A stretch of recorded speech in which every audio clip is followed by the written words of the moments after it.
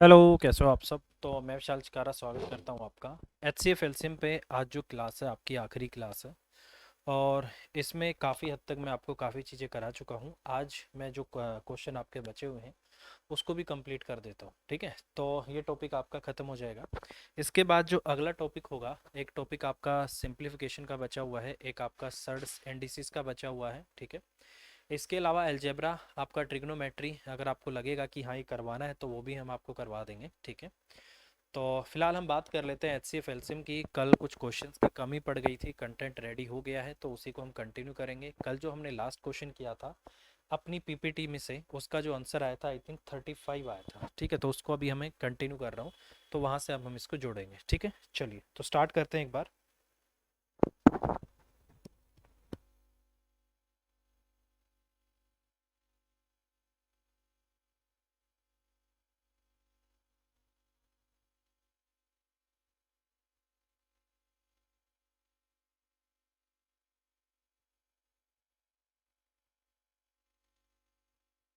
तो स्टार्ट कर लेते हैं। लास्ट जो क्वेश्चन था उसका आंसर क्या था आपका 35 था, तो उसको आगे मैं कंटिन्यू कर देता हूँ। ये सभी क्वेश्चन मैंने आपको करा दिए हैं क्योंकि पीछे 4 क्लासेस आपको मिल गई हैं एच सी एफ एलसीएम पे, ठीक है। तो लगभग 5 घंटे की आपकी क्लास हो जाएंगी। 5 घंटे में काफ़ी हद तक मैंने आपको करा दिया है, ठीक है। और जो लास्ट क्वेश्चन हमने किया था उसका आंसर क्या था आपका 35 था, ठीक है। तो ये हो गया था आपका, ठीक है। चलिए, ये वाला क्वेश्चन इसको तो हमें डिलीट करना था, ठीक है। इसको यहाँ से डिलीट करना था, ठीक है। तो ये था लास्ट क्वेश्चन, ठीक है। इस क्वेश्चन का आंसर 35 आया था, तो ये मैंने आपको कल करवा दिया था, मतलब पिछली क्लास में ही हो गया था। तो अब इसको आगे कंटिन्यू करते हैं। आगे है क्वेश्चन, कह रहा है कि 3 अलग अलग चौराहों के जो ट्रैफिक लाइट है उन पर 24, 36 और 54 सेकंड के अंतराल पर बदलती हैं। यदि वो सभी एक साथ 10:15 पर आपकी बदलती हों तो अगली बार कब बदलेंगी आपको बताना है। तो इसका मतलब वही क्वेश्चन है कि एक बार अब ये साथ में बजी हैं तो अगली बार साथ में कब बजेंगे, या फिर एक बार ये इस समय एक साथ बदली गई हैं तो अगली बार एक साथ कब बदली जाएंगी, तो ये आपको निकालना है। तो कभी भी ऐसा क्वेश्चन आता है तो मैंने आपको बोला था इस तरीके से अगर क्वेश्चन आता है तो जो वैल्यू आपको दे रखी होती है हमेशा आपको क्या करना होता है, इसका एलसीएम लेना होता है। तो इतनी जो सेकंड आपको दे रखी है उतने एलसीएम जो आपका आएगा उतनी सेकंड के बाद ये फिर से एक साथ आपकी बजेंगी, ठीक है। जैसे अगर मैं बात करता हूँ यहाँ से क्या है 24 है, 24 को मैं 8 क्या लिख सकता हूँ, 8 या 24 लिख सकता हूँ। तो इसका मतलब 2 की पावर 3 इंटू में आपका 3 हो जाएगा फैक्टर इसका। 36 की अगर मैं बात करता हूँ तो क्या हो जाएगा आपका 3 का स्क्वायर, 9 चौक आपका 36 होगा तो 2 का स्क्वायर हो गया आपका। उसके बाद आपका 54 है, 54 को मैं क्या लिख सकता हूँ, 27 दूनी 54 हो सकता है। तो 3 की पावर 3 इंटू कितना हो जाएगा आपका 2 हो जाएगा, ठीक है। अब आपको पता है एलसीएम क्या होता है, एलसीएम बेसिकली जो सब में कॉमन हो, जो कौन कॉमन है 3, उसकी मैक्सिमम पावर। तो मैक्सिमम पावर 3 की पावर 3 है, 2 कॉमन है, 2 की मैक्सिमम पावर आपकी क्या है 3 है, ठीक है। तो एलसीएम आ गया आपका 27 और इंटू आपका कितना आ जाएगा 8 आ जाएगा। 8 से तो 56 हो गया, 8 दूनी 16 और 5 आपका इतना हो गया। तो इसका मतलब 216 सेकंड के बाद ये आपस में फिर से बजेंगे, ठीक है। 216 सेकंड के बाद ये फिर से आपस में बदल जाएंगे, ठीक है। तो अब इसने बोला है कि अगर ये इस समय पे एक साथ बजी हैं तो और कितने समय के बाद एक साथ बजेंगी। तो इसको मैं क्या करता हूँ, मिनट में कन्वर्ट कर देता हूँ। अब आपको पता है 1 मिनट में आपकी क्या होती है, 1 मिनट की आपकी 60 सेकंड होती है। अगर मैं इसको यहाँ से करूंगा तो ये बेसिकली 3 तो मिनट आ जाएंगे, क्योंकि 3 मिनट में हो जाएंगी आपकी 180 सेकंड, प्लस में 3 मिनट 180 और कितना हो जाएगा आपका 36 सेकंड अभी भी आपकी बच जाएंगी, ठीक है। तो 36 सेकंड अभी भी आपकी बची हुई है। तो 10:15 के बाद क्या होगा आपका 10:18, 10:18 और कितना होगा आपका 36। तो ये आपके क्वेश्चन का आंसर आएगा 10:18:36। 10:18 और 36 सेकंड पे ये एक साथ बजेंगी, तो ये आपके क्वेश्चन का आंसर आ जाएगा। तो इस तरीके से क्वेश्चन आपको करना है, ठीक है। अब ऐसा क्वेश्चन कभी भी आएगा तो मैं आपको बता दूंगा कि आप इसको एल्सियम लेके करोगे तो आप डायरेक्ट ऐसे कर सकते हो। और एक मैंने क्वेश्चन बताया है, वो आई थिंक वो क्वेश्चन अभी लेटेस्ट में आया नहीं है। एक क्वेश्चन आता है, बोलेगा इतने घंटे में कितनी बार बजेंगी। अगर इस तरीके से आ जाए तो एलसीएम, ठीक है, जो टाइम आपको दे रखा हो उसको एलसीएम से आपको डिवाइड करना होगा, हमेशा उसमें प्लस आपको 1 करना है। और ये मैंने बताया था +1 क्यों करते हैं, क्योंकि जो एक बार शुरुआत में बच चुका है उसको भी हमें ऐड करना होता है, ठीक है। तो इसलिए हमें इसमें एक को भी ऐड करना होता है, ठीक है। तो ये थोड़ा सा कंसेप्ट आपको याद रखना है, ठीक है। आगे क्वेश्चन पे चलते हैं। कह रहा है कि 4 धावक है किसी वृत्ताकार पथ पर किसी बिंदु से दौड़ना स्टार्ट करते हैं। एक चक्कर पूरा करने में उनको 200 सेकंड, 300 सेकंड और 360 सेकंड, 450 सेकंड लगते हैं। तो कितने समय के बाद आरंभिक बिंदु पे वो पहली बार मिलेंगे? तो इसने पूछा है जहां से स्टार्ट करना है उसी पॉइंट पे वो पहली बार कब मिलेंगे, ठीक है। दो क्वेश्चन बनते हैं। एक होता है कि सिर्फ पहली बार कब मिलेंगे, तो पहली बार मिलने का मतलब होता है कि सर्कल पे वो कहीं भी मिल सकते हैं। दूसरा क्वेश्चन बनता है आरंभिक बिंदु पर, मतलब जहां से शुरू किया था उसी बिंदु पर पहली बार कब मिलेंगे। तो उस केस में आपको क्या करना है, इन सभी का आपको एलसीएम लेना है, ठीक है। तो ये दोनों क्वेश्चन अलग अलग हैं और दोनों का कंसेप्ट अलग अलग होता है। दूसरे वाला जो क्वेश्चन आएगा वो टाइम एंड डिस्टेंस में आएगा, रेस वाले टॉपिक में होता है बेसिकली आपका ये, तो उस पर मैं आपको करा दूंगा, ठीक है। चलिए, वैसे रेस वाला ज्यादा क्वेश्चन आते नहीं है, ठीक है। तो अब देखो इस क्वेश्चन को आप कैसे करोगे। तो मैंने बोला था हमेशा आपको एलसीएम लेना है, और एलसीएम किसका लेना है, टाइम को लेना है। अगर आपको टाइम क्वेश्चन में नहीं दे रखा, उस केस में आपको पहले टाइम निकालना होगा, जैसे डिस्टेंस अपॉन स्पीड करके क्वेश्चन में निकाला था। 200 हो गया, 300 हो गया, 360 हो गया, और ये कितना हो गया आपका 450 हो गया, ठीक है। तो इन सभी का मुझे क्या करना होगा, एलसीएम लेना होगा, ठीक है। इन सभी का एलसीएम लेना होगा।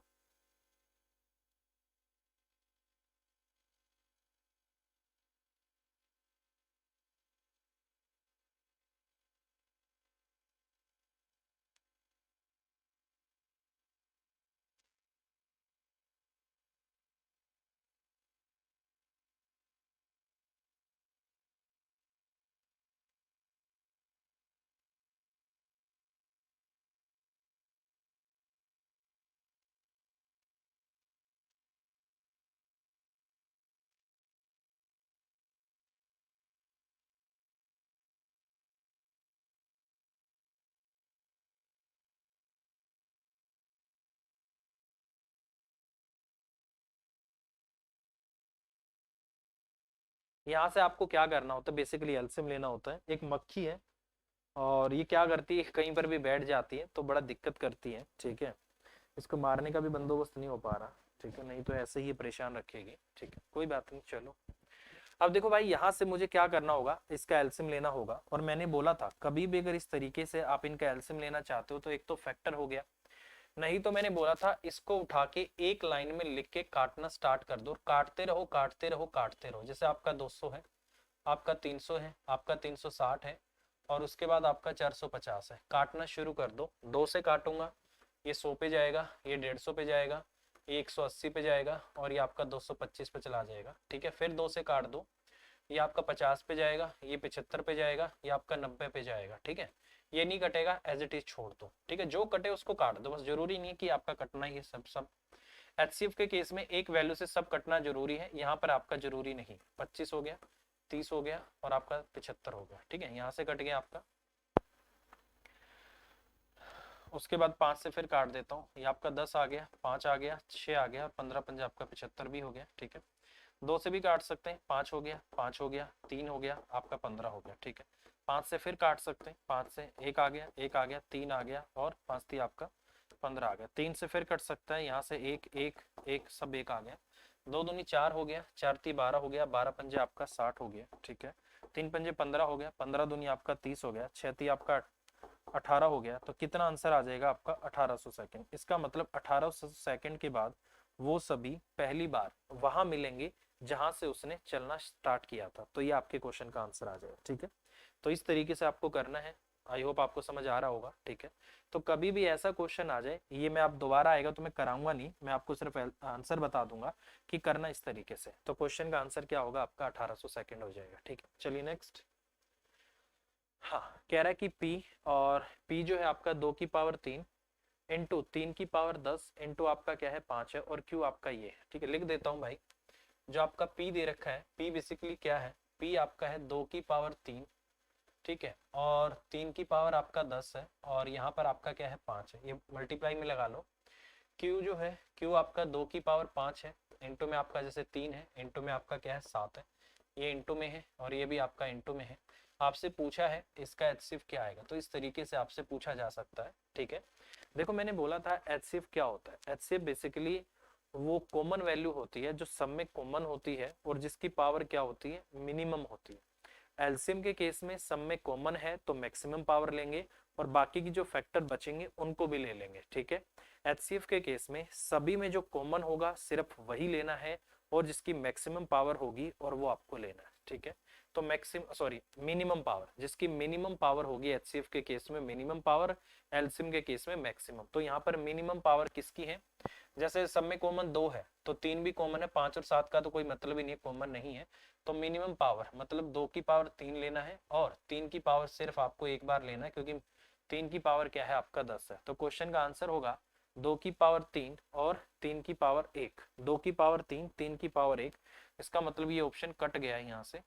2 की पावर आपका क्या है 3 है और 3 की पावर 1, तो ये आपके क्वेश्चन का आंसर आएगा। ये चीज याद रखनी है, एचसीएफ क्या होता है, एलसीएम क्या होता है, ये याद रखना है। एचसीएफ सब में कॉमन होना चाहिए और मिनिमम पावर होनी चाहिए। एलसीएम सब में कॉमन है, उसकी तो मैक्सिमम पावर लेनी है और जो बच जाता है वो भी आपको लेना होता है। अब जैसे 3 और 5 और 7 बच गया, एचसीएफ में इसको नहीं लेंगे, अगर एलसीएम लेना होता तो यहाँ इसको लेना पड़ता। ठीक है, चलिए नेक्स्ट है। कह रहा है कि दो संख्याओं का जो एलसीएम है वो आपका क्या है 120 है और उनका एचसीएफ क्या है 10 है। कह रहा है कि which of the following can be the sum of those two number, तो इन दोनों में से कौन सा उस वैल्यू का, उन दोनों संख्याओं का सम हो सकता है, ये आपको बताना है। ठीक है, देखिए आपको पता है कि कभी भी इस तरीके से दो संख्याएं जो होती हैं वो हमेशा क्या होती हैं, एचसीएफ का प्रोडक्ट होती हैं या एचसीएफ का कोई मल्टीपल होती हैं। ठीक है, और इसके अलावा दो जो संख्याएं होती हैं उन दोनों का जो प्रोडक्ट होता है वो हमेशा एचसीएफ और एलसीएम के प्रोडक्ट के बराबर होता है। ठीक है,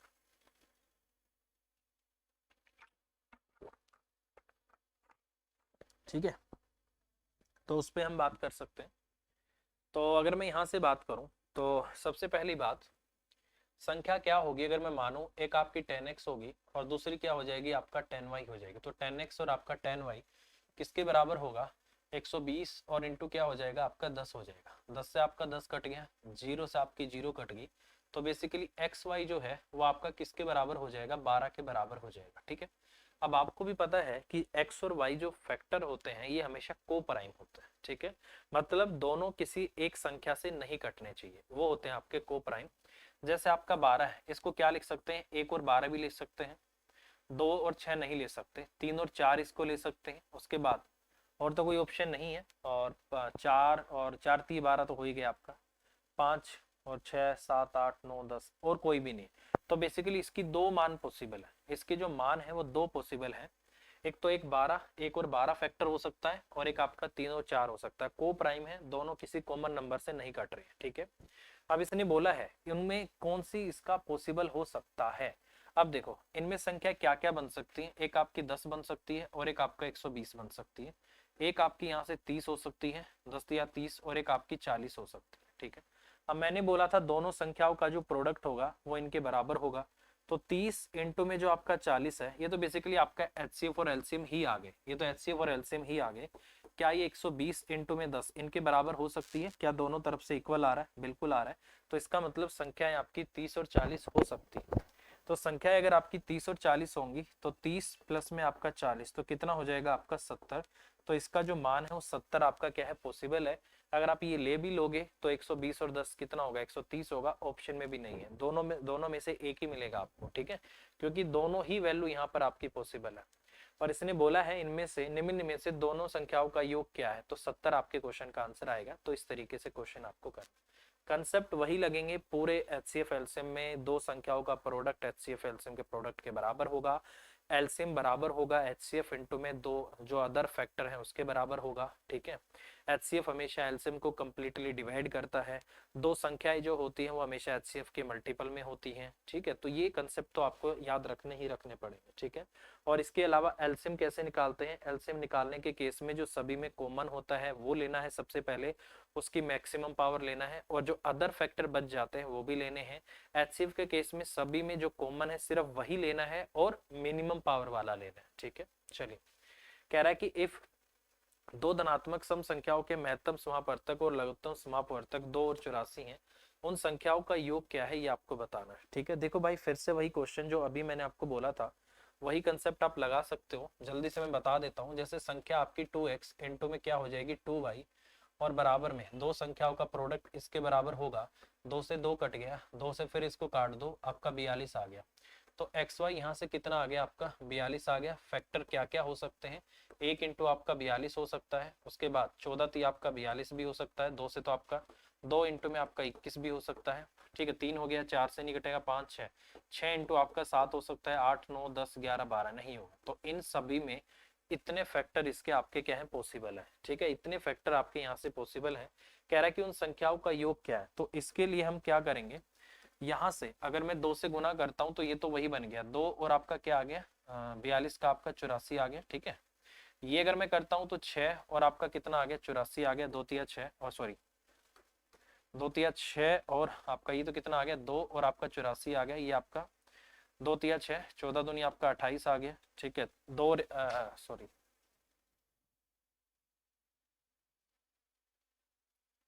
HCF 2 है ना, 2 दूनी आपका 4 आ गया, और 21 दूनी आपका 42 आ गया, 2 छिक आपका 12 आ गया, और 2 से आपका 14 आ गया। तो इनमें से ये संख्याएं आपकी पॉसिबल हो सकती है। ठीक है, अब अगर मैं यहाँ से बात करूं तो 84 28 से भी है, 42 से भी, 14 से भी। कह रहा है कि उन संख्याओं का योग आपका क्या हो सकता है। 86 ऑप्शन में नहीं है, 28 और 34, 34 आपका ऑप्शन में है, 42 ये आपका ये भी है आपका ऑप्शन में, और 36 भी आपका ऑप्शन में है। ठीक है, तो इनमें से ऑप्शन में जो होगा वो आपका आंसर हो सकता है। 36 भी हो सकता है, 42 और 4 आपका 46 भी हो सकता है, 34 भी हो सकता है, और आपका 86 भी हो सकता है। तो कौन सी ऑप्शन है आपकी यहाँ पर 34 है। तो इसका मतलब इनका जो आपका सम होगा वो कितना हो जाएगा आपका 34 हो जाएगा। और इन्होंने जो क्वेश्चन का आंसर दिया है वो कितना दिया हुआ है 34, नहीं गड़बड़ दे रखा, आंसर गलत दिया हुआ है।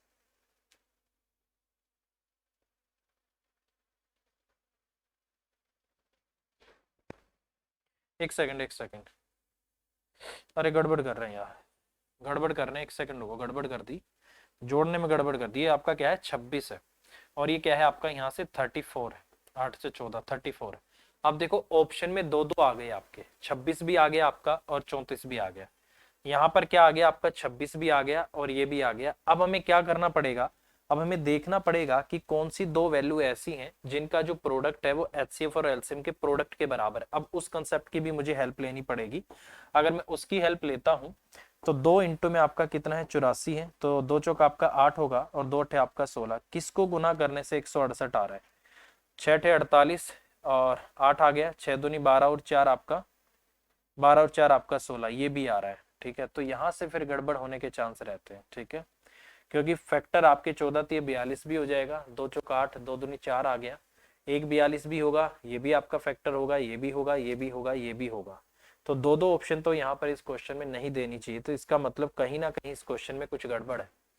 दो धनात्मक सम संख्या, ओ हो, ठीक है ठीक है, दो धनात्मक आपकी सम संख्याएं। ठीक है, LCM of to consecutive positive even number. अब क्वेश्चन की कंडीशन देख लो भाई, ऐसे पॉसिबल नहीं होगा। इसने देखो क्या लिखा हुआ, to consecutive positive even number, दो लगातार सम संख्याएं हैं, तो वो आपका 12 और 14 ही है, नहीं तो आंसर आपका 34 भी आ सकता है। ठीक है, अगर आपने ये लाइन ढंग से पढ़ ली, क्योंकि हिंदी में तो नहीं दिख रहा था, लगातार तो नहीं लिखा हुआ, वहां पर लिखा हुआ कंसेक्यूटिव, कंसेक्यूटिव का मतलब होता है दो लगातार, यहाँ कुछ नहीं लिखा हुआ। दो धनात्मक सम संख्याओं के महत्व से वहां पर तक लिखा हुआ, इंग्लिश में कहीं मुझे, हिंदी में मुझे कहीं दिख नहीं रहा, दो लगातार बोला हुआ है वहां साफ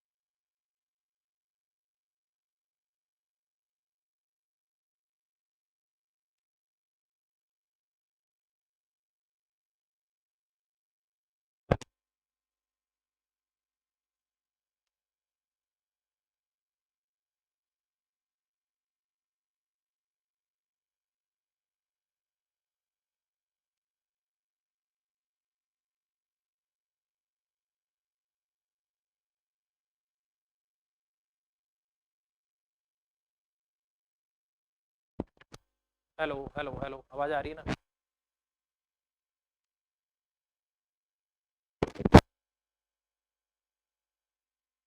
hello hello hello hello hello hello hello, आवाज आ रही है ना?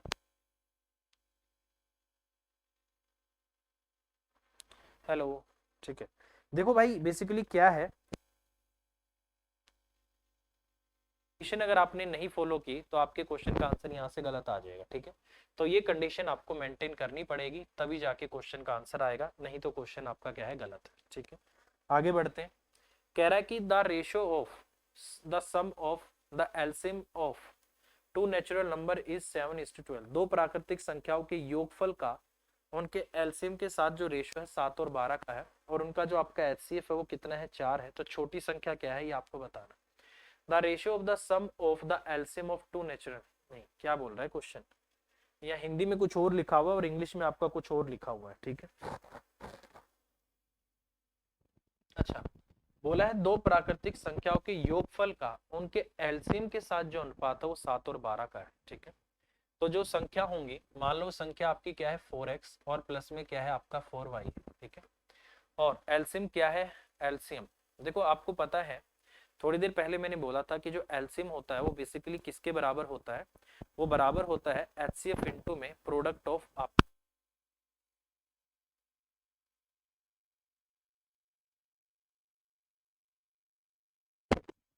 हेलो हेलो, ढक्कन बंद करते ही बंद।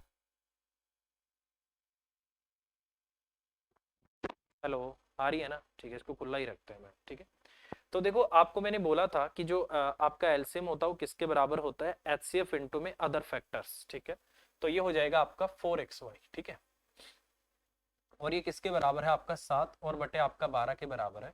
ऊपर से आपका कितना आ गया, x प्लस वाई आ गया, और नीचे क्या आ गया आपका एक्स वाई आ गया। ठीक है, और बराबर में कितना आ गया आपका 7 और बटे में क्या आ गया आपका 12 आ गया। अब देखो इस क्वेश्चन को आपको क्या करना पड़ेगा, फैक्टर करके करना पड़ेगा। ठीक है, फैक्टर करके आप क्वेश्चन की कंडीशन को मेंटेन करो कि x और y की वैल्यू ऐसी है कि जोड़ने से 7 आना चाहिए और इनको मल्टीप्लाई करने से आपका 12 आना चाहिए। तो ये क्वेश्चन में आपको बोला है। ठीक है, तो इसका मतलब मैं क्या बात बोल सकता हूँ कि या तो x को मैं 3 पुट कर सकता हूँ और y को 4 पुट कर सकता हूँ, या फिर इसको 4 पुट कर सकता हूँ, इसको 3 पुट कर सकता हूँ। ठीक है, मतलब आपकी मर्जी है, कोई भी आप इसमें से ले सकते हो। ठीक है, आप इसने बोला है, क्योंकि इसने ये नहीं बोला कि एग्जैक्ट वो संख्या बताओ, इसने बोला छोटी संख्या बताओ। आप किसी को भी कुछ ले लो, छोटी छोटी रहेगी और बड़ी आपकी बड़ी रहेगी। ठीक है, तो इसने मुझसे बोला है छोटी संख्या, तो एचसीएफ के प्रोडक्ट में होगी दो संख्याएं होंगी, 4×3 = 12 और 4×4 आपका 16। तो इसने बोला है छोटी संख्या, तो छोटी संख्या आपकी 12 आ जाएगी, तो 12 आपके क्वेश्चन का आंसर आएगा। तो इस तरीके से क्वेश्चन आपको करना है। ठीक है, बोल बड़ा सिंपल क्वेश्चन है। ठीक है, चलिए नेक्स्ट है। कह रहा है कि एक दूध विक्रेता के पास 21 लीटर गाय का दूध है, 22 टोन्ड दूध है और 63 डबल टोन्ड दूध है। यदि वह इन दूध को कैनों में इस प्रकार पैक करता है कि प्रत्येक कैन में बराबर मात्रा में दूध हो, और दो प्रकार के दूध को एक कैन में वह नहीं मिलाता है, तो कैन की न्यूनतम संख्या क्या होगी आपको बताना है। ठीक है, देखिए ये चीज आपको समझनी पड़ेगी। अगर आपको जो कैन है उस कैनों की संख्या आपको कम से कम चाहिए, तो वो कब पॉसिबल है, वो तब पॉसिबल हो सकता है जब उस कैन का जो साइज होगा बड़े से बड़ा होगा। मानते हो इस बात को?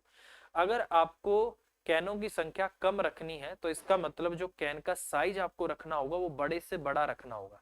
जितने बड़े से बड़ा साइज होगा उतनी ही कैनों की कम जरूरत आपको पड़ेगी। ठीक है, तो इसका मतलब मुझे क्या रखना पड़ेगा, यहाँ से इनका एचसीएफ निकालना पड़ेगा, क्योंकि जहां भी आगे आपका हाईएस्ट, लार्जेस्ट, मैक्सिमम, बड़े से बड़ा, अधिकतम, वह एचसीएफ निकलता है। जहां आ जाएगा लीस्ट, छोटे से छोटा, मिनिमम, कम से कम, वहां आपको एलसीएम निकालना होता है। ठीक है, तो यहाँ पर मुझे क्या करना पड़ेगा, एचसीएफ निकालना पड़ेगा। तो एचसीएफ क्या आएगा, बेसिकली साइज आएगा उस बर्तन का, कि इतना तो मुझे साइज लेना ही लेना पड़ेगा। तो साइज क्या आ गया, जैसे 21 है। ठीक है, और आपका क्या है 42 है, और आपका क्या है 63 है। अब आपको इनको देखने से ही पता लग जाएगा कि वो बड़े से बड़ी संख्या जो इन तीनों को भाग कर सकती है वो क्या है, इनका एलसीएम है, और वो क्या है आपका 21 है। तो 21 वो बड़े से बड़ी संख्या है जो इन तीनों को क्या कर सकती है, भाग कर सकती है। तो एचसीएफ क्या हो गया आपका 21। ये तो उस बर्तन का बड़े से बड़ा साइज हो गया, ये हमने निकाला है अभी साइज, कि इतने साइज का तो आपको लेना ही लेना पड़ेगा। इसने बोला है कैनों की न्यूनतम संख्या क्या है, तो कैनों की संख्या निकालने के लिए देखो मेरे भाई, आपको 21 लीटर दूध डालना है और एक बर्तन में 21 ही आ सकता है, तो यहाँ से तो ये एक बर्तन में सेट हो जाएगा, ठीक है। उसके बाद 42 लीटर दूध आपको डालना है और एक बर्तन में 21 आ सकता है, तो ये आपका दो बर्तनों में सेट हो जाएगा। उसके बाद आपको 63 लीटर दूध डालना है, एक में 21 आएगा, तो ये आपका तीन बर्तनों में सेट हो जाएगा। 3 2 5 और एक आपका 6 हो गया। तो इसका मतलब कम से कम यहाँ पर आपको 6 कैनों की तो आवश्यकता पड़ेगी ही पड़ेगी, अगर आप इस दूध को डालना चाहते हो तो। ये क्वेश्चन पीछे भी आया था, जो बुक वाला मैंने आपको बताया था ना, बुक रखनी है, तो उस बुक में मैक्सिमम आप एक रो में जितनी बुक रख सकते हो वो उसका एचसीएफ होता है, और बुकों की संख्या को एचसीएफ से डिवाइड करते रहते हैं, तो वो जो रैक आप बनाओगे ना, जो नंबर ऑफ रोज बनेंगी, वो उसकी संख्या निकल कर आ जाती है, ठीक है। तो ये चीज थोड़ा सा आपको समझनी पड़ेगी, ठीक है। चलिए आगे बढ़ते हैं। देखो इस क्वेश्चन को आप खुद से करना। कह रहा है कि ए बी सी एक ही बिंदु से समान समय पे समान दिशा में एक वर्ताकार स्टेडियम में दौड़ना शुरू करते हैं। ए एक चक्कर 252 सेकंड में लगाता है, बी आपका इतने में लगाता है, ये इतने में। कितने समय के बाद वे तीनों प्रारंभिक बिंदु पर ही मिलेंगे, मतलब जहां से शुरू किया था उसी बिंदु पर कितनी देर के बाद ये मिलेंगे। तो इस क्वेश्चन का मैं आपको आंसर बता देता हूँ। आपको कुछ नहीं करना, इसका एलसीएम लेना है, और इसका जो एलसीएम आएगा वो 2772 सेकंड आएगा। कर लेना इस क्वेश्चन को। इसका आंसर आएगा आपका 2772 सेकंड्स। इतनी सेकंड आपका आएगा, इतने सेकंड्स, ठीक है। और इसको जब आप डिवाइड करोगे तो ये आंसर आ जाएगा आपका 60 से इसको डिवाइड कर देना, 46 मिनट और 12 सेकंड। 46 मिनट 12 सेकंड, ये आपके क्वेश्चन का आंसर आ जाएगा। तो इस तरीके से इस क्वेश्चन को आपको करना है, 46 मिनट और 12 सेकंड। मैं पूरा डिटेल में नहीं करा रहा क्योंकि ये क्वेश्चन हो चुका है, टाइम वेस्ट नहीं करना, नया क्वेश्चन करेंगे इसकी जगह पे, ठीक है। ये देखिए अगला क्वेश्चन है, कह रहा है कि 4 अंकों की बड़े से बड़ी संख्या ज्ञात कीजिए जिसे 3 5 7 9 से भाग देने पर 1 3 और 5 आपका क्या है, 7 शेष बचता है। तो ये क्वेश्चन आपको करना है। तो मैंने बोला था कि जब भी इस तरीके से क्वेश्चन आपका आता है, ठीक है, तो आपको क्या करना है, ठीक है। सही हो गया ये आपका, ठीक है। तो ऐसे केस में आपको क्या करना है कि 4 अंकों की बड़ी से बड़ी संख्या, मैंने बोला था अगर एलसीएम यहाँ पर सॉरी, अगर आपका शेषफल हर केस में अलग अलग बचता है तो आपको कॉमन रिमाइंडर निकालना है, ठीक है। तो ये कंसेप्ट आप कर सकते हो। तो कॉमन रिमाइंडर कितना है, 3 में से 1 आपका 2, 5 में से 3 आपका शेष बच रहा है आपका 2, 7 में आपका 5, यहाँ भी आपका 2, 9 माइनस आपका 7, यहाँ भी आपका 2, तो ये आपका इतना आ रहा है, ठीक है। तो 2 आपका शेष बच रहा है, तो कॉमन रिमाइंडर आपका कितना आ गया, 2 आ गया, ठीक है। अब ये कह रहा है कि 4 अंकों की वह बड़ी से बड़ी संख्या, तो 4 अंकों की बड़ी से बड़ी संख्या क्या हो सकती है, 9999। तो ये सबसे बड़ी हो सकती है, इससे बड़ी संख्या आपकी पॉसिबल नहीं है। ये 4 अंकों की आपकी हो गई, ठीक है। अगर मैं इस संख्या को चाहता हूं कि इतना शेष बचे, तो मुझे इसके जो इनका वो आएगा ना, क्या बोलते हैं, एलसीएम, उससे मुझे इसको मल्टीप्लाई करना होगा। जैसे एलसीएम कितना आएगा, 3 पंजे आपका 15 आ गया, और 7 नीम आपका 63 आ गया, 15 3 45 आ गया, और 15 के 90, और 4 आपका 94, 945 आ रहा है। तो इसका एलसीएम कितना आएगा, यहाँ से आपका 315 भी ले सकते हैं, ठीक है। 3 है, 5 है, 9 है, थोड़ा छोटा ले सकते हैं वैसे हम इसको चाहें तो, छोटा ही ले लो थोड़ा सा, ठीक है, क्योंकि आपका 9 आ जाएगा, उसमें से 3 को आपको लेने की जरूरत नहीं पड़ेगी, ठीक है, क्योंकि आपका 3 है और ये आपका 5 है, ठीक है। तो ये आपका 3 है और ये आपका 5 आ जाएगा, इससे आपका 7 ही आएगा। 9 जो है वो 3 का स्क्वायर हो जाएगा। कॉमन ये है आपका 9 इंटू में आपका 5 और 7 आ जाएगा, 5 इंटू आपका ये आ गया, 9 पंजे 45 आ गया, 45 इंटू में 7, 7 पंजे 35, 7 चौक 28 और 3 आपका 31, 315 आ गया, ठीक है। क्या आ जाएगा आपका, 315 आ गया, ठीक है। अब आपको इसको 315 से डिवाइड करना है। 315 से 3 से कर दिया, आपका 945 आ गया, ठीक है। ये आपका 4 आ गया, ये आपका 5 आ गया, और ये आपका इतना आ गया। इसको अगर मैं 2 से करता हूँ तो ज्यादा आ जाएगा, 315 पे ही ले चलते हैं इसको। ये आपका 4 आ गया, 3 आ गया, और आपका इतना आ गया। तो अगर मैं इस संख्या को इससे 315 से भाग करता हूं तो 34 आपका 234 आपका शेष बचता है। तो इसको अगर मैं कंप्लीटली डिवाइड करना चाहता हूं ना, तो ये कंप्लीटली जो डिवाइड वैल्यू होगी वो कितनी हो जाएगी, इसमें से 234 को माइनस कर दो, 5 हो गया, 6 हो गया, और ये तो ये वो संख्या आ गई जो इनसे कंप्लीटली डिविजिबल होती है। फिर मैंने क्या बोला था, इस केस में अगर इस तरीके से क्वेश्चन आ जाए तो जो कॉमन रिमाइंडर होता है उसको हमेशा माइनस करते हैं, ठीक है। अगर सिर्फ ये बोला जाता है कि हर केस में 2 रिमाइंडर बचता है, यहाँ बोला है कि अलग अलग करने से अलग अलग रिमाइंडर बचता है। जब भी अलग अलग रिमाइंडर बचेगा कॉमन रिमाइंडर निकालना है और उसको माइनस करना है। अगर वो सेम रिमाइंडर होता वो हमेशा जुड़ता है, इसको माइनस कर दो तो इसका मतलब 9 7 6 3 मतलब 6 3, तो ये आपके क्वेश्चन का आंसर आ जाएगा। तो इस तरीके से क्वेश्चन आपको करना है, ठीक है। बड़ा प्यारा क्वेश्चन है और इस तरीके से आपका होगा। आगे है दो संख्याओं का अनुपात 3 और 4 है तो उनका महत्तम समापवर्तक ये है, तो एलसीएम क्या होगा ये आपको बताना है, ठीक है। अब थोड़ी देर पहले ही मैंने बोला था जो एलसीएम होता है वो कैसे निकलता है, the ratio of the two number आपका इतना है, ठीक है। एलसीएम क्या होता है, एलसीएम आपका मतलब एचसीएफ इंटू आपका जो एलसीएम होता है वो किसके बराबर होता है, ए इंटू में आपका बी, इसके बराबर होता है, ठीक है। तो ऐसे मैं निकाल सकता हूँ, ठीक है। अब आपको पता है कि दो संख्याएं 3 और 4 के अनुपात में, बट मुझे ये पता है कि जो संख्याएं होंगी वो हमेशा एचसीएफ का प्रोडक्ट होती है, एचसीएफ के मल्टीपल में होती है। तो संख्याएं क्या की आ गई, तो पहली संख्या आपकी जैसे 5 3 15 आ गई, दूसरी संख्या 5 का आपका क्या आ गई 20, रेशियो को सीधा 5 से गुना कर दो, संख्याएं आ गई। अब इनमें से 15 और 20 में से सबसे छोटी संख्या जो इन दोनों से भाग हो सकती है वो क्या है, जैसे 10 है, 15 20 से नहीं होगा, तो बेसिकली इनका एलसीएम क्या आ जाएगा, यहाँ से आपको देखते ही दिख गया होगा 60 आ गया। तो 60 वो संख्या है जो इन दोनों से क्या हो सकती है, कंप्लीटली डिविजिबल है। तो एलसीएम कितना आ गया आपका 60, तो इस तरीके से आंसर आपका 60 आ जाएगा, ठीक है। आगे बढ़ते, ये वाला क्वेश्चन कल मैंने आपको लिख के करा दिया था, अगर आपने नहीं किया हो तो इस क्वेश्चन को आप जाके कर सकते हो, ये क्वेश्चन आपका हो चुका है, ठीक है।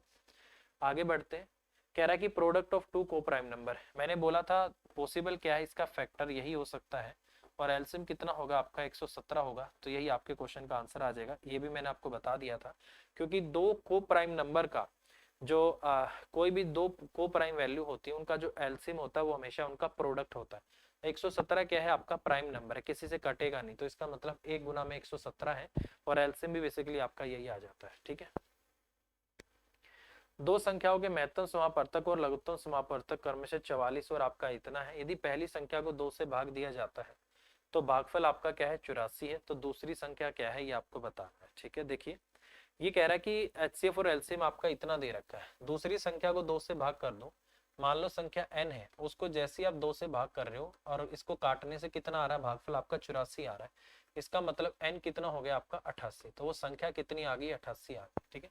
तो एक संख्या आपकी 88 है, दूसरी आपको निकालनी है। दो संख्याओं का जो प्रोडक्ट होता है वो हमेशा एचसीएफ एलसीएम के प्रोडक्ट के बराबर होता है, इसका मतलब एक 88 हो गई, दूसरी संख्या मान लो y है, किसके बराबर होगा, इन दोनों के प्रोडक्ट के बराबर होगा, 44 इंटू आपका 264 हो गया, 44 से आपका ये 2 पे चला जाएगा, y आ जाएगा आपका 2 एकम 2, 2 तिया 6, 2 दूनी आपका 4, क्योंकि 2 से इसको काट दो, ठीक है।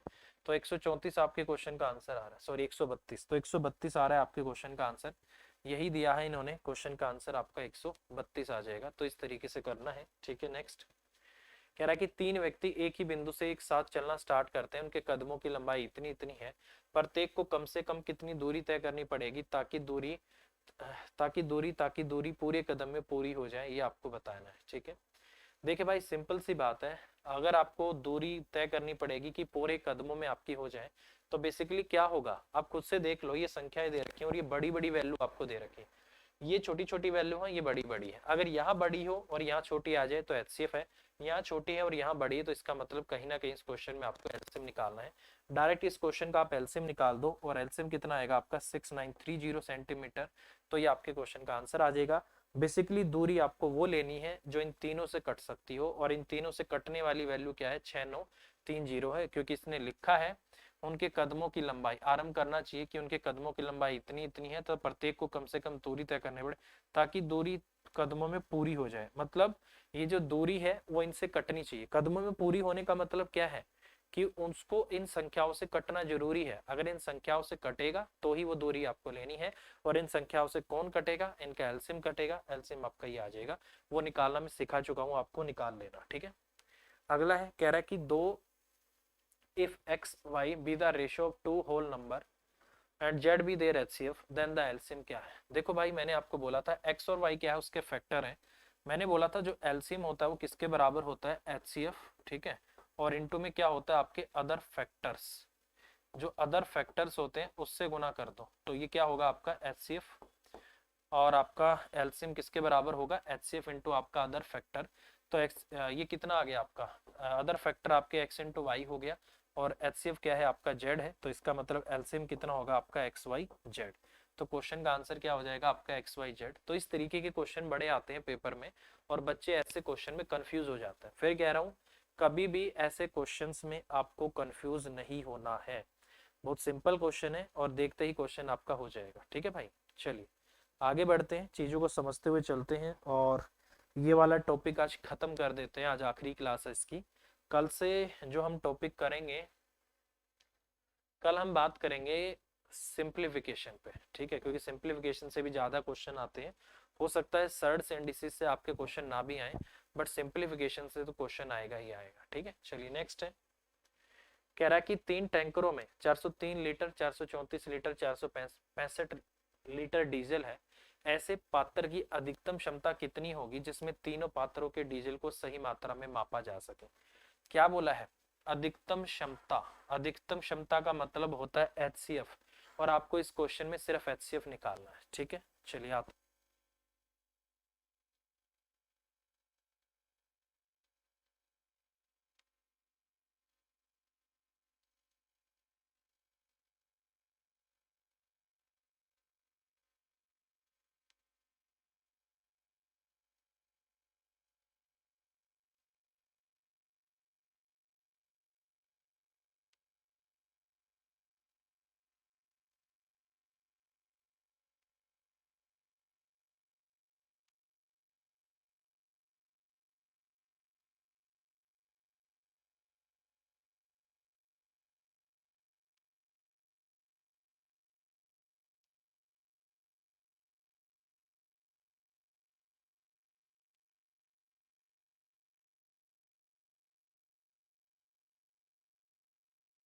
ठीक है भाई, तो आपको पता है इनका क्या हो सकता है, एचसीएफ हो सकता है। ठीक है, तो एचसीएफ कैसे निकालेंगे मैं इस क्वेश्चन में बता देता हूँ।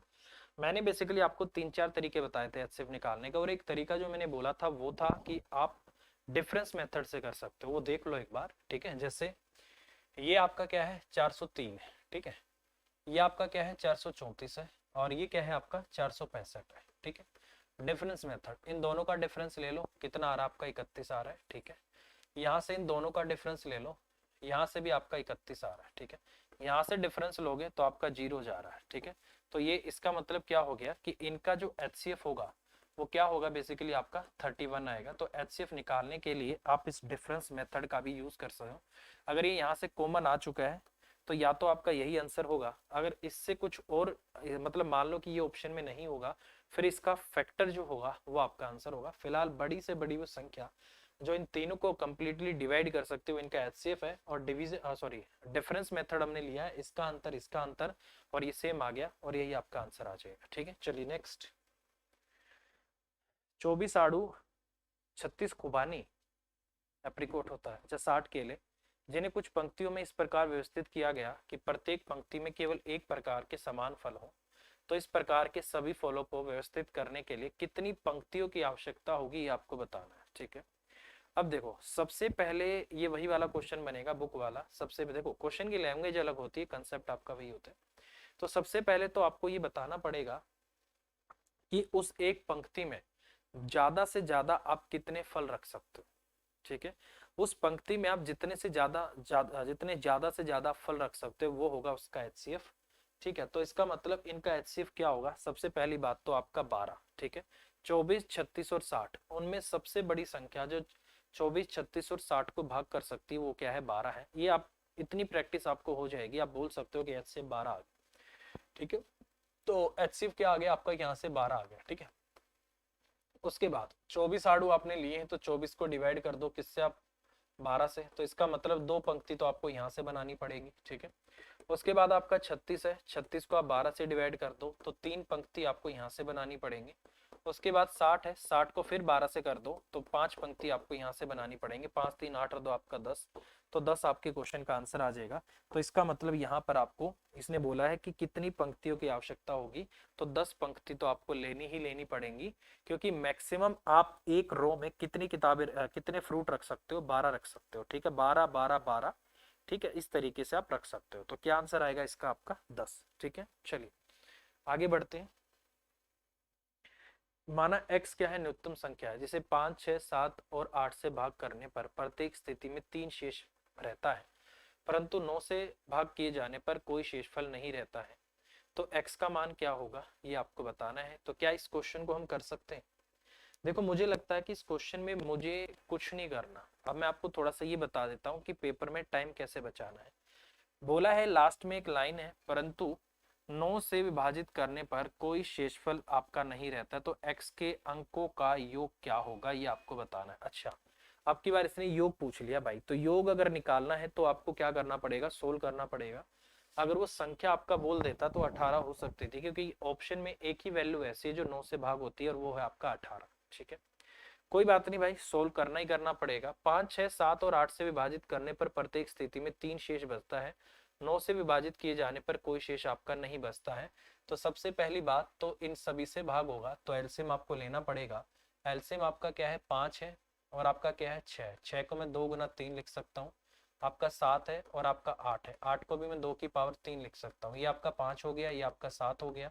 एलसीएम कितना आ गया आपका, 2 की पावर 3 हो गया इंटू 5 हो गया, इंटू आपका 3 हो गया और इंटू आपका 7 हो गया। ठीक है, तो ये कितना हो गया, 5 3 15 7 आपका 105, इंटू में आपका 8 हो गया, 8 पंजे आपका 40 हो गया। तो 840 के आगे आपका एलसीएम आ गया। ठीक है, अब देखो कंडीशन वही बनेगी, शायद आपको याद हो पहले भी क्वेश्चन मैंने कराया है। तो या तो 840 होगा और उसमें 2 जोड़ने पर, या k प्लस आपका 2। अब ये संख्या आपकी 9 से क्या है, भाग होनी चाहिए। ठीक है, अब जैसे ही मैं इसको यहाँ से करूंगा, इस k की वैल्यू मुझे पुट करनी पड़ेगी। पहले 1 पुट करूंगा, देखूंगा कि 842 9 से भाग होता है, नहीं होता है। फिर मैं क्या करूंगा, k की वैल्यू को रखना पड़ेगा। 1 पुट करो, बात नहीं बनी तो 2 पुट करो, नहीं बनी तो 3 पुट करो, नहीं बनी तो 4, नहीं बनी तो आपकी 5। इस तरीके से आपको करना पड़ा। जैसे ही मैं इसको 2 से करूंगा, 840 का होगा आपका 2 चौक 8, 1680 और प्लस आपका 2 हो गया और नीचे आपका 9 आ गया, ये हो गया आपका 1682। अब मैंने आपको बोला था कि कभी भी कोई भी संख्या अगर 9 से भाग होती है तो उसकी सभी अंकों का जो जोड़ है वो भी 9 से भाग होना चाहिए। 8 है तो 10, 6 8 और 10, 10 और 6 आपका 16 और एक आपका 17, तो 17 तो आपका 9 से भाग नहीं होता है। ठीक है, यहाँ से 8 तो 10, एक सेकंड कुछ आ गया गड़बड़ है। ये आपका 200, 2 चौक 8, 2 अठे आपका 16, 1680 हो गया। इसने बोला है 9 से विभाजित करने पर कोई शेष आपका नहीं बचेगा, तो ये तो आपका नहीं बनेगा। 1682 हो गया, 8 और 10 और आपका इतना आ रहा है। तो k की वैल्यू तो आपकी इतनी नहीं आ रही भाई, एक सेकंड। अच्छा अच्छा, 3 शेष बचता है भाई, क्वेश्चन गड़बड़ है आपका। यहाँ से 3 शेष बचता, हम यहाँ पर गड़बड़ कर रहे हैं। इसने बोला है 3 शेष बचता, तो 3 अगर इसको मैं यहाँ से जोड़ूंगा तो 1683 आ गया। 1683 बटे 9 हो गया, 6 और 1 7 और 3 10 18 है। तो इसका मतलब ये संख्या आपकी पूरी भाग होती है। इसने यही पूछा है 1 प्लस 6 प्लस 8 प्लस आपका 3 कितना होगा आपका 18, तो 18 आपका आंसर आ जाएगा। तो इस तरीके से हम कर सकते हैं। ठीक है, और वैसे भी हम क्या करें, ठीक है, ओ वैसे भी ऑप्शन से हम जा सकते थे। देखो कैसे, ये तो हमने पूरा डिटेल में कर दिया। हम ये जा सकते थे, मैंने आपको बोला था कि कोई भी संख्या अगर 9 से भाग होगी तो उसके अंकों का जोड़ भी 9 से भाग होना चाहिए। एक ही ऑप्शन ऐसी है जिसके अंकों का जो जोड़ है वो 9 से भाग होता है, तो इसका मतलब मैं बोल सकता हूँ कि उसके अंकों का जोड़ आपका 18, यही आपका आंसर आएगा। ठीक है, क्योंकि अगर अंकों का जोड़ 24 है तो भी नहीं कटेगा, 9 से 21 है तो भी नहीं कटेगा, 22 है तो भी नहीं कटेगा। हम डायरेक्ट कर सकते हैं इसको, इतना सोल्व किए बिना मैं इस क्वेश्चन को डायरेक्ट कर सकता हूँ। जब भी ऐसा क्वेश्चन आएगा जो 9 से यहाँ पर भाग हो सकता है, वही आपके क्वेश्चन का आंसर आ जाएगा। तो इस पे आपको काम करना चाहिए और ऑप्शंस की हेल्प लेके, अगर हमारे पास टाइम कम है तो मैं विद इन 5 सेकंड 10 सेकंड अपने क्वेश्चन का आंसर दे सकता हूँ। ठीक है, चलिए नेक्स्ट। 4 अंकों की सबसे बड़ी संख्या जो इससे आपकी क्या है, पूर्णतः विभाजित होगी। मैं आंसर आपको बता देता हूँ और इस क्वेश्चन को आप खुद से करना। और इस क्वेश्चन का जो आंसर इन्होंने दिया हुआ है, इन्होंने जो क्वेश्चन का आंसर दिया है वो दिया हुआ है भाई 12, इससे पूरी आपकी डिविजिबल है। क्वेश्चन नंबर 100, और क्वेश्चन नंबर 100 का जो आपका आंसर है इन्होंने दिया है ए, तो ए आपके क्वेश्चन का आंसर आएगा भाई। क्या आएगा आपके क्वेश्चन का आंसर, ए। आप कर लेना, डायरेक्ट इनका एलसीएम लेना है। एलसीएम से 4 अंकों की सबसे बड़ी संख्या 9999 को भाग करना है, जो रिमाइंडर आएगा उसको घटा देना, आपका आंसर आ जाएगा। ठीक है, चलिए नेक्स्ट। 5 अंकों की वह न्यूनतम लघुत्तम संख्या क्या है जो इनसे पूरी तरीके से आपकी डिविजिबल होती है। मैंने बोला था 10,000 सबसे छोटी संख्या है। ठीक है, उसको लेके इनके एलसीएम से डिवाइड कर देना, 80 की कमी मिलेगी, 80 जोड़ देना, तो ये आपके क्वेश्चन का आंसर आ जाएगा। ये क्वेश्चन भी मैं आपको काफी बार करा चुका हूँ। और ये क्वेश्चन आप आराम से कर सकते हो, क्योंकि 5 अंकों की सबसे बड़ी संख्या, सबसे छोटी संख्या 10,000 है, वही आपको लेके क्वेश्चन करना पड़ेगा। ठीक है, चले भाई आगे बढ़ते हैं। और सेम टाइप के क्वेश्चन कराने का कोई फायदा नहीं है, मेरी कोशिश है कि मैं आपको नया क्वेश्चन अगर आता है तो वो मैं आपको कराऊं। ठीक है, क्या है, चलिए आगे बढ़ते हैं। अगला क्वेश्चन,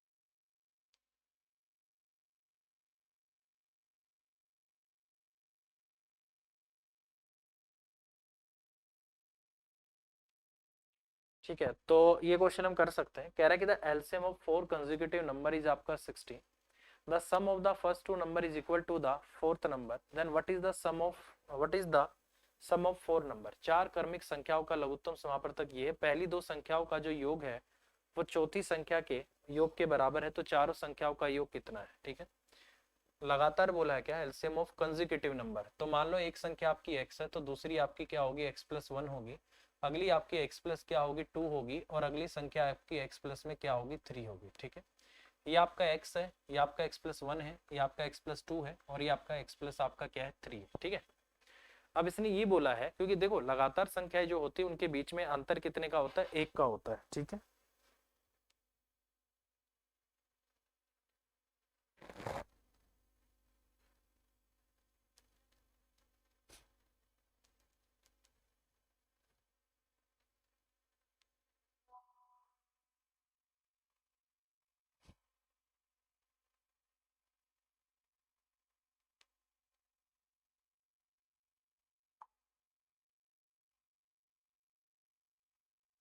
ठीक है, तो यहां से अगर मैं करता हूं तो आपका इतना आ जाएगा। ठीक है, अब इसने बोला है पहली 2 संख्याओं का योग चौथी के बराबर है, तो इसका मतलब 2x और प्लस आपका जो 1 है वो किसके बराबर है, x प्लस आपका 3 के बराबर है। ठीक है, ये इस तरफ आएगा, ये इस तरफ आएगा, तो x की वैल्यू क्या आ गई आपकी 2 आ गई। ठीक है, तो x आपका किसके बराबर है, 2 के बराबर है, तो इसका मतलब ये संख्या आपकी 2 है, फिर आपकी क्या है 3 है, फिर आपकी क्या है 4 है, और फिर आपकी क्या है 5 है। ये आपकी 2 3 और 4 और आपकी क्या हो गई 5 हो गई। तो आंसर यहाँ से क्या आ गया आपका 2 3 4 5। ठीक है, तो बोला है इसने चारों संख्याओं का योग कितना होगा, तो कर देते हैं ना, उसका हमें कोई जरूरत ही नहीं। 5 4 9 3 12, और 12 और 2 आपका 14, तो 14 आपके क्वेश्चन का आंसर आ जाएगा। तो सम कितना आ गया आपका यहाँ से 14 आ गया। तो इस तरीके से हम क्वेश्चन कर सकते हैं, तो 14 होगा आपके क्वेश्चन का आंसर। ठीक है, तो क्या होगा आपके क्वेश्चन का आंसर 14। तो इस तरीके से हम इस क्वेश्चन को कर सकते हैं। ठीक है,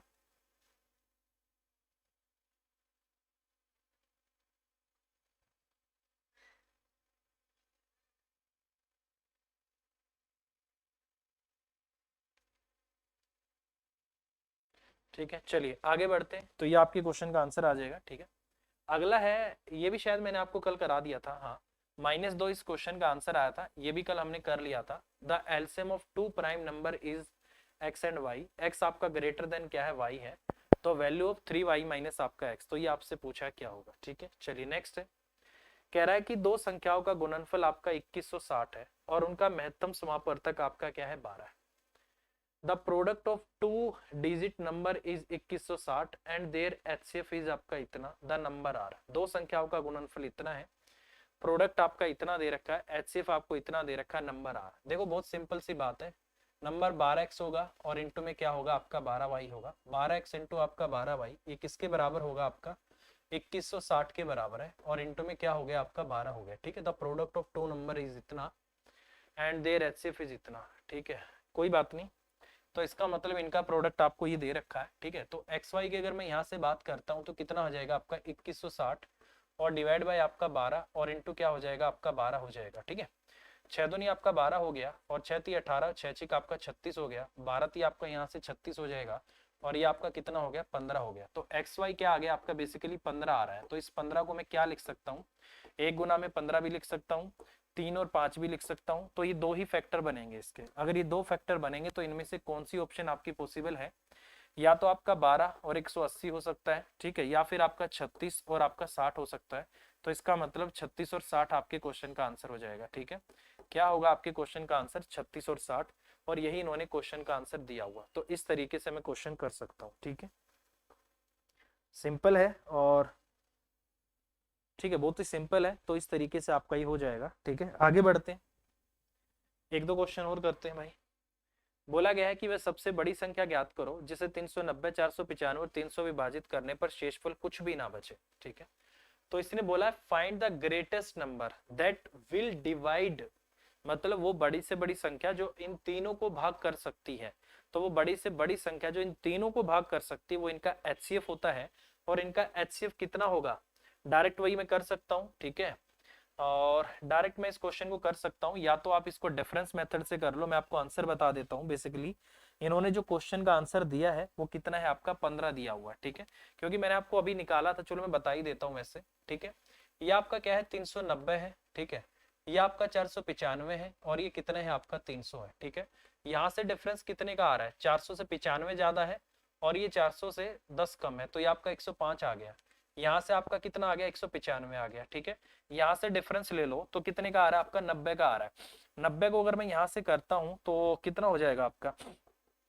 30 या 90 भी हो सकता है, 15 छिके आपका 90 भी हो सकता है। मैंने बोला था इसका कोई फैक्टर होगा, तो 15 है, तो इसका मतलब 15 आपके क्वेश्चन का आंसर आ जाएगा।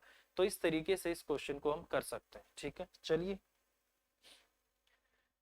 बोला गया है कि एक विद्यालय में 391 लड़के हैं और 300 ये है, सबसे बड़ी समान संख्याओं में विभाजित करना है, तो जिससे लड़कों की प्रत्येक कक्षा की संख्या लड़कियों की प्रत्येक की संख्या की कितनी है। तो आपको भी पता है क्या निकालना है? एचसीएफ निकालना है भाई। तो एचसीएफ कितना हो जाएगा आपका? 17 हो जाएगा। तो 17 आपके क्वेश्चन का आंसर होगा। तो इस तरीके से एचसीएफ ही वो बड़ी से बड़ी संख्या हो सकती है जो इनको डिवाइड कर सकती है। और मैंने आपको बार बार बोला है, जहां भी ये आ जाए, अभी आया था ना एक आपका बड़े से बड़ा विभाजित समान कक्षाओं में था, सबसे बड़ा लिखा है ना, सबसे बड़ा समान कक्षाओं में विभाजित किया गया है। तो इस तरीके से आपको करना है। तो इसको हम यहाँ से कर सकते हैं, ठीक है। समझ आ गया होगा। तो बेसिकली यहाँ पर आपको क्या करना है? एचसीएफ। तो बेसिकली एचसीएफ ही वो संख्या है जो इन सबको क्या कर सकती है? भाग कर सकती है, ठीक है। चलिए भाई, एक लास्ट क्वेश्चन है आपके लिए, और बोला है कि 1.5 मीटर और 1.2 मीटर लंबे दो पाइपों को बराबर टुकड़ों में इस प्रकार काटा गया है कि दोनों पाइपों का कोई हिस्सा शेष ना बचे। मतलब आपने इस तरीके से काटा है कि जो आपने इसका टुकड़ा किया है वो इनको कंप्लीटली डिवाइड करता हो, ठीक है ना, क्योंकि सब बराबर बराबर है, ठीक है। और इन दोनों को जो कंप्लीटली डिवाइड कर सकता है वो इनका एलसीएम एचसीएफ हो सकता है, ठीक है। जो इन दोनों को कंप्लीटली डिवाइड कर सकता है वो इनका एचसीएफ हो सकता है। तो कह रहा है कि दोनों पाइपों में से समान आकार के काटे जाने वाले इन टुकड़ों की अधिकतम लंबाई क्या हो सकती है? मैक्सिमम। क्या निकालना है आपको? एचसीएफ निकालना है। तो एचसीएफ कैसे निकलेगा? जैसे आपका 15 और बटे में आपका 10 है, और यहाँ से 12 और बटे में आपका क्या है? 10 है। तो मैंने बोला था ऊपर वालों का एचसीएफ निकालना है फ्रैक्शन में, नीचे वालों का एलसीएम निकालना है, ठीक है। 15 और 12 इनका एचसीएफ कितना होगा? जो बड़े से बड़ी संख्या जो इन दोनों को काट सकती है वो क्या है आपका? इनका एचसीएफ, जो कि 3 हो सकता है। और एलसीएम कितना आ जाएगा? अगर मैं यहाँ से बात करता हूँ, 10 और 10 आपका एलसीएम आ गया आपका 10। तो क्वेश्चन का आंसर आ जाएगा 0.3 मीटर। तो बड़े से बड़ी संख्या यहाँ पर जो इन दोनों को काट सकती है वो इनका क्या होगा? एचसीएफ होगा, ठीक है भाई। तो ये टॉपिक आपका खत्म हो गया है, एचसीएफ एलसीएम। अब हम बात करेंगे सिंप्लीफिकेशन पे, ठीक है। बड़ा ही इजी रहा टॉपिक आपका, सारे कंसेप्ट मैंने आपको बता दिए, जिस जिस टाइप के मैक्सिमम क्वेश्चन आते हैं वो सारे मैंने आपको बता दिए, ठीक है। चलिए, ऑल द बेस्ट, अगले टॉपिक में फिर मिलते हैं, और टेक केयर, ठीक है। और क्लास को रेगुलर करते रहिए। बीच में अगर एक आधी क्लास किसी दिन मिस हो जाती है तो या तो उस दिन तबीयत खराब होती है या फिर कोई जो अर्जेंट काम होता है वो आ जाता है, ठीक है। अर्जेंट काम होने की वजह से कई बार नहीं भी हो पाती है, क्योंकि सब इंसान है, सभी को कोई ना कोई दिक्कत हो जाती है, ठीक है। वैसे रेगुलर हमारी क्लास आपको मिल रही होंगी, मैं ऐसा मान के चल रहा हूँ, क्योंकि मेरे यहाँ से आपको रेगुलर क्लास प्रोवाइड कराई जा रही है, ठीक है। चलिए, all the best, bye bye, take care, thank you और टेक केयर।